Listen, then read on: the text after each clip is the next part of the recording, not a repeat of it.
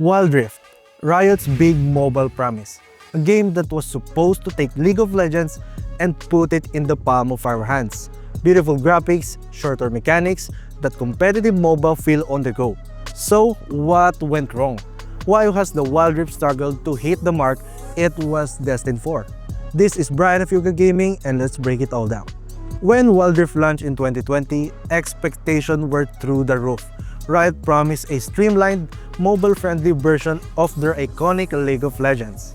Matches were faster, 10 to 15 minutes compared to the 30 to 40 minutes of the PC version.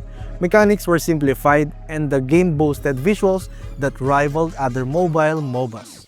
Early on, Wild Rift looked like a hit. Its cinematic trailer racked up millions of views, and its first competitive Twitch Rivals event brought in 130,000 peak viewers. Riot clearly saw potential and invested heavily in an esports ecosystem, but cracks started showing sooner than expected. The first major issue? Performance problems. Many players on Android devices reported constant crashes, frame drops, and connection errors. Technical instability became a recurring theme. Imagine being penalized for AFK because the game froze on you. Android players felt left behind, and Riot didn't act fast enough to regain their trust. Over time, complaints about unstable connections, frame drops, and random crashes became consistent. For a game aiming to be the mobile leader, this was a major setback. Then there's monetization. In a free-to-play game, cosmetic skins are key to keeping players engaged and spending. But Riot's approach with Wild Rift was controversial.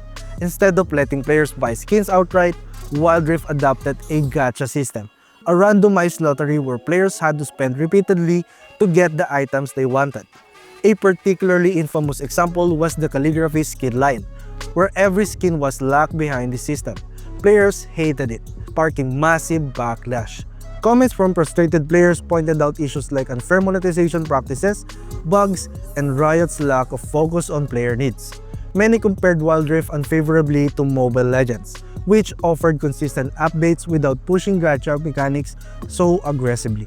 This monetization strategy alienated Western audiences, in regions where Mobile Legends already dominated.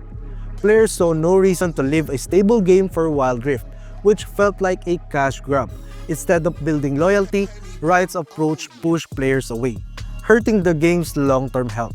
Riot also poured resources into creating a global Wild Rift competitive scene, complete with regional leagues and a $2 million championship prize pool.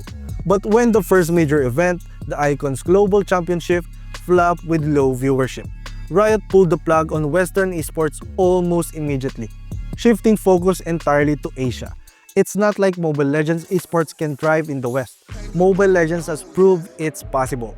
However, Riot's lack of proper marketing and reliance on organic growth didn't draw in a Western audience.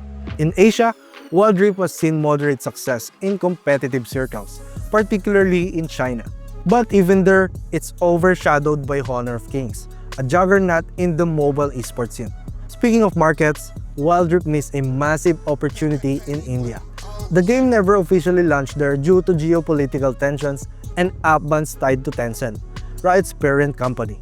This caused Wild Rift access to one of the world's largest mobile gaming markets. Meanwhile, competitors like Mobile Legends found ways to thrive despite similar challenges. And in countries where Mobile Legends already built strong communities, convincing players to switch to Wild Rift was nearly impossible. Why leave a game you've invested years into something that doesn't feel like a clear upgrade? Despite its struggles, Wild Rift isn't all bad. The gameplay? Fantastic. Many argue it offers some of the best mobile MOBA mechanics out there. Regular updates, creative events, and new champions keep the core gameplay fresh. There's also a small but dedicated player base that sticks with the game, keeping it alive even if it's not thriving globally. So, where does that leave Wild Rift? Despite its struggles, the game isn't dead. Not yet anyway. There's still a dedicated player base, especially in Asia, and Riot continues to roll out updates. But without fixing its core issues, better monetization, stronger marketing, and a clear identity, Wild Rift may never become the global phenomenon it was meant to be. At its core, Wild Rift is a reminder of how even the great gameplay can't overcome poor execution in other areas.